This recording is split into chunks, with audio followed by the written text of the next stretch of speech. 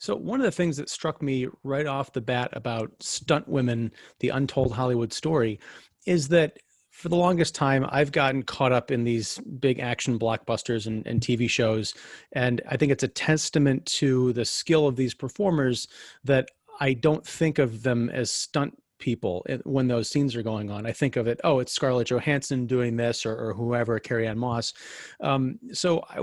Watching the film, I sort of remembered something I'd always known, which is that no, these are very talented artists in their own right, doing incredible, breathtaking things for for the audience's benefit. What was it that did you discover anything while making the film that was really a wow moment, something that you didn't expect to learn, even after having, I assume, read Mollie Gregory's book? Yeah, I think the main thing was just recognizing that they're professional athletes because you don't really think about that, but they really are precision physical performers, and they're designing the stunts. They're rehearsing them. They're working on choreography or whatever it is, and they have marks to hit. And not only that, but they are also going through every possible scenario in case something goes wrong. How can they adjust themselves or their physicality or what they're doing? So yeah, just really that it's at that level of any other professional athlete you might see doing any sport, which gives you a whole different appreciation. This didn't make it into the film, but one of the stunt women, we actually followed her to her doctor for sports medicine, who like a chiropractor person, and he was telling us when he works with he works with all types of professional athletes, and he told us that the closest athlete to stunt women were football players, because he said, they train so hard and they're taking hits, but football players are taking hits on Sunday once a week. Stunt women are taking hits every day, and usually with a lot less padding. And so what they're putting their bodies through, is on par with that level. And so that was kind of a moment that, made me realize and appreciate even more what they're doing. Now, towards the end of the film, there is some talk about some of the hazards and the unfortunate deaths and severe injuries that have been sustained throughout the history of this profession. But do you get the sense that that like with football players, there's a lot of talk about CTEs and things like that. You don't hear that as much in the profession of stunt people. I wonder if that's because there's more safety precautions. Everything is more kind of choreographed on the set than it is on the gridiron. That's a great question. Lots of stunt people have talked about having concussions, especially if they're doing different types of ratchets. A ratchet is where they have something hooked in their body and then they get pulled, which happens a lot in superhero movies. And so, yeah, they know that happens, and I'm sure that they probably some of them do have that type of trauma. It's kind of a trade-off. Many of them have had broken bones, of course. We get into that a little bit in the film. I could have done a huge section on all the types of treatments that they get and all the ways that they have, learned to deal with the hard knocks that they put their bodies through, especially as they age. So, yeah, we hit it in the film. I could have done a much bigger section. But yeah, it is very physically tough on their bodies, which is why it's so important that hopefully things will be evolving so that more stunt women can go up the ladder and move into the role of stunt coordinating. We show Melissa Stubbs doing it in the film, and she's certainly helping to lead the way. But that's kind of the path for stunt men. After they've beat up their body a lot, but they know the profession, they know the safety, they know how to do it, they know how to design stunts, and they become stunt coordinators. And women should have, that same career path. Because yeah, at some point your body can't take it. Oh, yeah. I watching the film, I don't know how anybody's body can just take one of those one of those I know, big set right? pieces. Yeah, and, Yeah. and and the fact that some of them talk about how much they love car hits, like Tammy Baird talks about how much she loves car hits. A normal, you'd think a normal person wouldn't say that, but they all say they're fun. I'll take their word for it. Did you collaborate with Mollie Gregory on the film, at least as far as because I've not read the book, but were there any introductions as far as here's your way into actually chronicling these folks, or did you just go about it a different way? Both. I took the book and I read the book, and Molly had done an incredible amount of research, especially on the history. So it was a fantastic basis and starting point. The book goes up to, I think, around 2007. So Mm. I had to do additional research to bring it into the present day. And I also had to figure out who should be in the film to represent all the different points of view and specialties and different ages and all of that.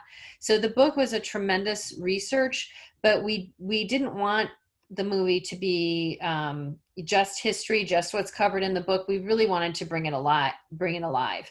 So that's where I had the idea, if we have younger stunt women meeting the living legends, hearing the stories directly from them, that was, a way that I thought would be cool to do it, to hear from the ladies that are still alive. And as a result, we ended up getting a lot of stories that were different stories that weren't in the book. So the book was excellent. It's a great book. Anybody who wants to know more about stunts and more in depth should get that and read it. But we kind of used it as a jumping off point to really make more of an action documentary, and be sure to bring it into the present day. And it's really fascinating because 2007, that is the year before the Marvel explosion, really, and Exactly. before Ghostbusters and all that stuff. So yeah, I Yep. didn't realize it until you mentioned it, just how key a lot of that contemporary stuff is to your film in particular. Um, Speaking of jumping off points, one of the neat things about the film is not only do we see a lot of behind the scenes footage of these great stunts, mixed in with the final on-screen stuff that the audience would see, particularly that Pam Grier stunt double. I still don't know how that wasn't Pam Grier. That was an amazing bit of athleticism plus hair and makeup to make that seamless, even this freeze frame on it. But the other thing I appreciated was that you got some contemporary stunts. You got to watch people do these suicide falls and do crazy tricks with cars in the desert. Were you ever roped into getting out from behind the camera and jumping onto those harnesses or in that car, or were you content to just let them do their thing? Well, we had a female heavy team behind the scenes. So most of the shooting, it was me, and then my line producer, Alex, was a woman. And then our primary cinematographer, Svetlana Svetko, was a woman. And we were out there in it doing everything. So Svetlana got in the car for some of those shots with the stunt driving, and she also climbed up on the high falls with the camera to shoot that. The only thing that I personally jumped in to do when we were at Jessie Graff's house, and we were shooting there in her living room. She doesn't have living room furniture. There's nowhere to sit. It's all upper body gauntlet. So she has rock climbing wall, weights, everything like that. And then her backyard had that trampoline. And so after we shot everything, I'm like, oh, I want to try the trampoline. So I did get on there and I jumped, but I got maybe this much off the ground. I had fun just jumping a little bit, but it really, really made me appreciate that, the air they were getting, and the, flipping around in the air, Tekla, who was doing a lot of that stuff, and Jesse, I'm convinced that a couple of them can actually fly, because they're so impressive with the way that they can get air and move their bodies and perform, and then nail that superhero landing at the end of whatever they're doing. There's a lot of craft and a lot of skill involved with that. But yeah, we were in there doing all the things. And when we shot all that with the yellow car with Alima doing all of her stunt training, we were up at Willow Springs, and it was a day where it was probably 120 degrees out there while we were shooting. Wow. And we had a bunch of cameras and a drone, and so it was a big production day, and it was a lot of fun. But man, we were melting that entire day. Now, one of the questions I had was, when I was watching the film, I was actively thinking about this, knowing that we were going to talk, and I wondered, because this feels like a very personal story to you. What did these hearing all these women's stories mean to you as a person, as a creator, and how did some of their experiences maybe mirror what you've gone through as a female director in Hollywood? Yeah, exactly. I have two things to say about that. One, I feel like when you're making a documentary, this is sort of a North Star for me, with documentaries in particular, that I'm making a movie, but the subjects of your film, it's their life and it's their livelihood. So it's very important for me to engage with them and to get their trust and to make sure that I'm listening so that I tell their story the way it needs to be told. So there most certainly is, just whether it's empathy or whatever it is, I have to get inside them and inside their world so that I'm telling the story from the inside out, not the outside in. And so it feels personal because they feel personal to me. I feel like I became part of them, telling this story. But the second piece about being a woman director, and I've been saying that a lot too, that I feel like even though we're looking at stunt women and they're a smaller world, that the stunt women have gone through the same struggles for equality and to be heard over the decades. And that kind of mirrors the film industry overall, and in some cases, society overall, where women and people of color have had to struggle and push to have our seat at the table. So I always felt like this, looking at stunt women is kind of a microcosm of the bigger picture, but it's even a little more intense because it has the whole aspect of physicality. So they represent all of us. The story that they've gone through, does represent all of us. So yeah, it is personal for me. And another thing that I kind of grappled with watching this, and part of this, it just hit me this morning, even thinking back on the film and in preparing for this conversation. The Oscars just announced that they are putting in some requirements as far as what movies need to achieve as far as diversity and inclusion in order to be considered. I can't remember when it's taking effect, but soon. Um, there's a lot of publicizing the evolving Hollywood culture, especially in the last few years in the wake of the Me Too movement, about people being more aware of the issues of women and minorities. And yet there's a contrast, and that comes out a lot in your film about the stunt women coming up against sexism, either from the earliest days of film up and through the current era. I just wondered, when you're interviewing people like Paul Feig and Paul Verhoeven and all the like studio execs and stunt male stunt coordinators, do you get the sense that there are, well, I guess, where's the conflict there in terms of what Hollywood is proclaiming as far as the virtues? You've got people on the inside working with these stunt women who are obviously supporting them, but then there is apparently a sexist mechanism that is still going on, but no one appears to be stopping it. Yeah, I've thought about this a lot. I think, well, I'll talk about the stunts, but I think this applies in general in Hollywood. I don't think there's overt discrimination where somebody is intentionally saying, "Oh, let's keep this woman down," or "let's keep this person of color down." I think it's just more a system that has been built over time and over years, where opportunity has been given more to men and more to white men, and it kind of self-perpetuates because then they get more experience. So then the next time you're looking for somebody to skid a car or whatever, they know this guy can do it because he's done it before. And so it just becomes what people are comfortable with, and what the way we've always done it, and sort of these things that people use, and so it just sort of perpetuates over time.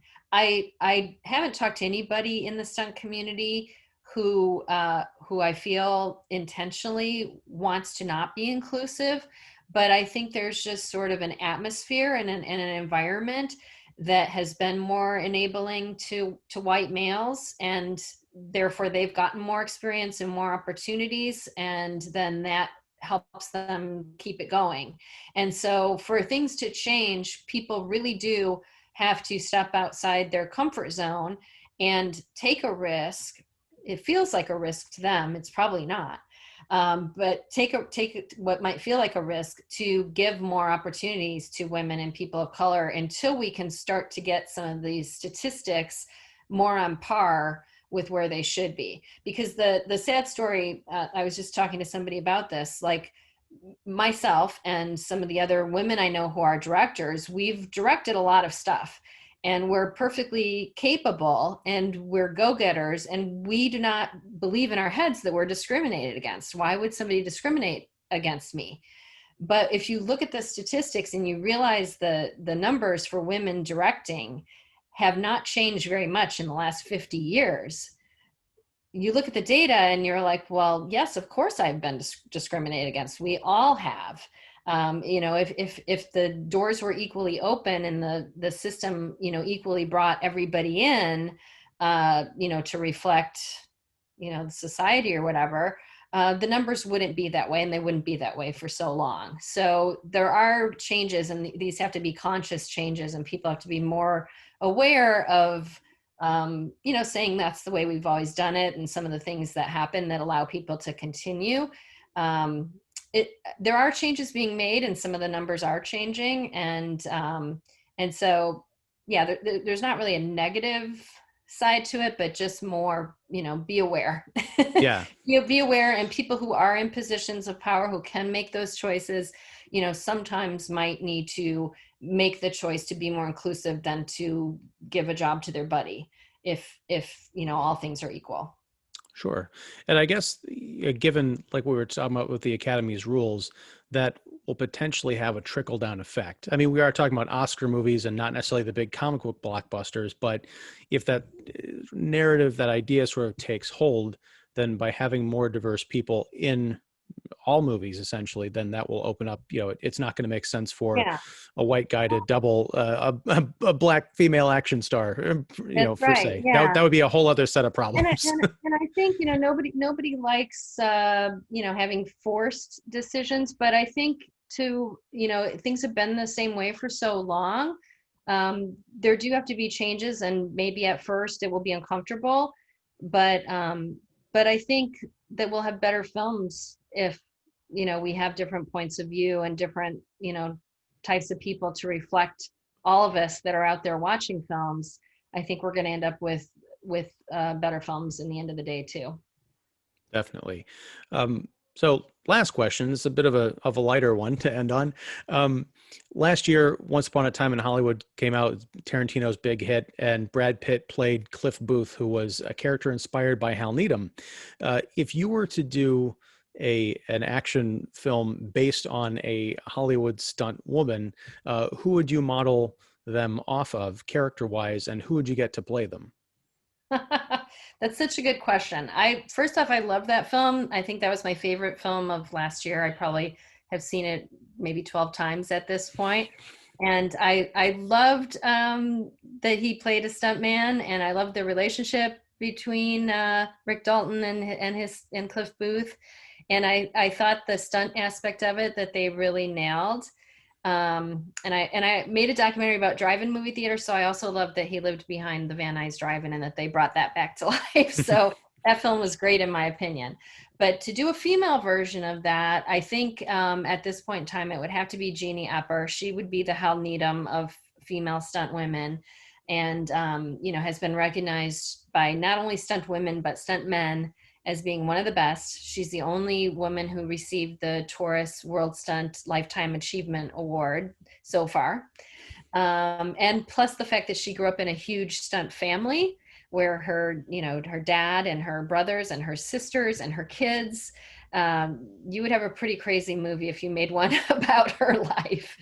And who could play Jeannie? Oh my gosh, I don't know. I'd have to think about that one further, because she's such a character, as you've seen in the film. um, she she had a million other good stories that didn't even make it into the film. So there would be a ton of material there to work with for sure. Well, if you ever get around to making that movie, I'll be there watching with great interest, especially to find out who you cast. Yeah. But yeah, well, thank you very much for taking the time, April.